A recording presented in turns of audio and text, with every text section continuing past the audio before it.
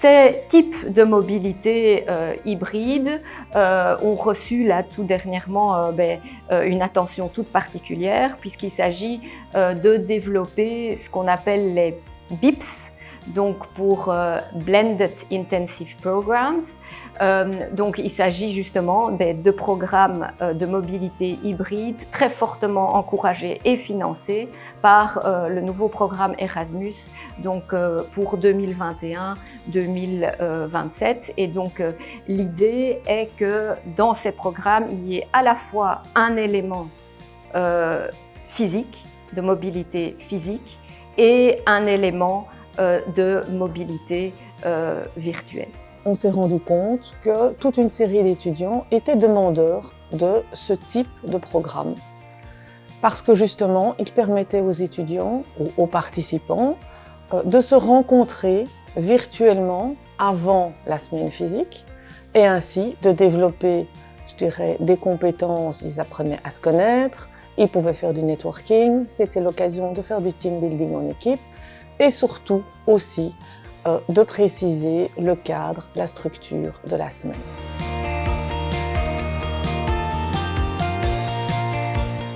Qui propose ou qui conçoit ces programmes de mobilité ou ces cours hybrides, eh bien, ce sont les académiques des différentes universités. Donc, il faut nécessairement que les projets soient présentés par 3 universités partenaires pour être admissibles. Donc, par exemple, Marseille, l'ULB, l'Autonoma de Madrid. Pour pouvoir organiser ce type de programme, évidemment, nous avons recherché des partenaires que nous connaissions déjà, d'une part, qui étaient fiables, donc des partenaires avec lesquels on organisait déjà d'autres programmes internationaux, principalement Erasmus. Et surtout, nous avions la volonté, dans le cadre de ce programme-ci, d'organiser quelque chose de nouveau, un programme interdisciplinaire. Et donc sa volonté était de faire collaborer sur une même thématique, finalement, des étudiants d'horizons différents.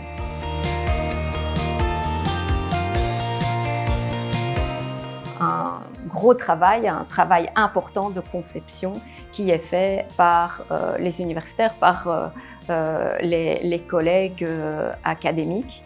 Et donc une des difficultés, évidemment, c'est que nos collègues font ça en plus de leur travail habituel au sein de l'université. Et donc un des défis que nous rencontrons, c'est évidemment de trouver des manières de les motiver à pouvoir et avoir les moyens, avoir la capacité, en temps notamment évidemment, de déployer, de concevoir, de déployer de tels nouveaux projets additionnels.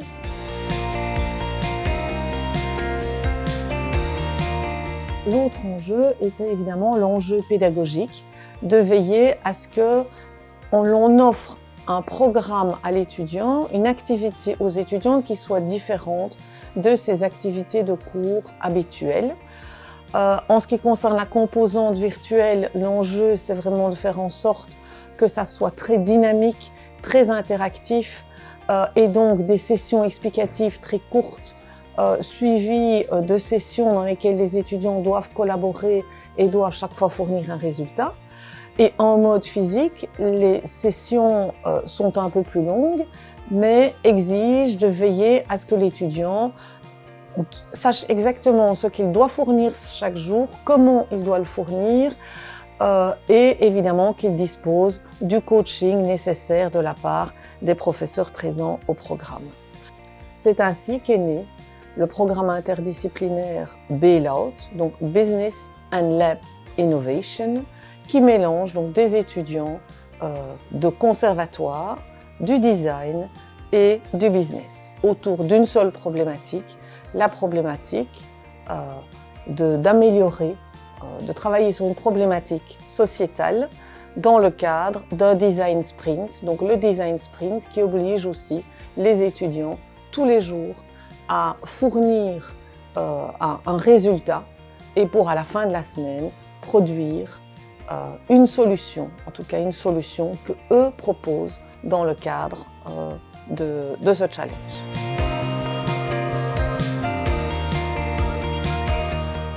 n'est pas toujours facile de faire en sorte que les crédits qui sont obtenus suite donc à ces mobilités ou à ces programmes qui sont suivis par les étudiants soient admis dans le cadre des programmes principaux qu'ils suivent dans leur université d'inscription. Alors il y a d'autres manières évidemment de valoriser ces mobilités ou ces cours.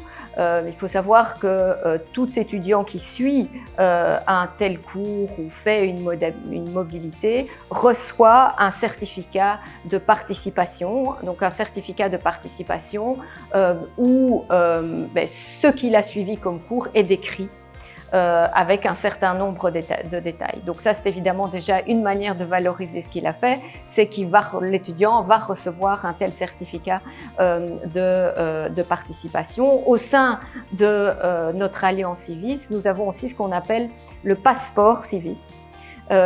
Un passeport Civis, en fait, c'est un document qui fait la liste de toutes les activités, tous les programmes, tous les cours, les mobilités que les étudiants auraient fait dans le cadre de l'Alliance. Et donc ça, c'est aussi évidemment une manière de valoriser ce que l'étudiant a fait, a suivi comme activité. Nous valorisons aussi la participation de nos étudiants à ce type de programme dans leur cursus, puisque nos étudiants ont une activité d'apprentissage qui s'appelle Expérience internationale. Dans le cadre de cette expérience internationale, ils ont le choix entre une soixantaine de programmes différents, programmes qui se déroulent soit en Belgique, soit à l'étranger, avec des durées différentes et évidemment des thématiques différentes.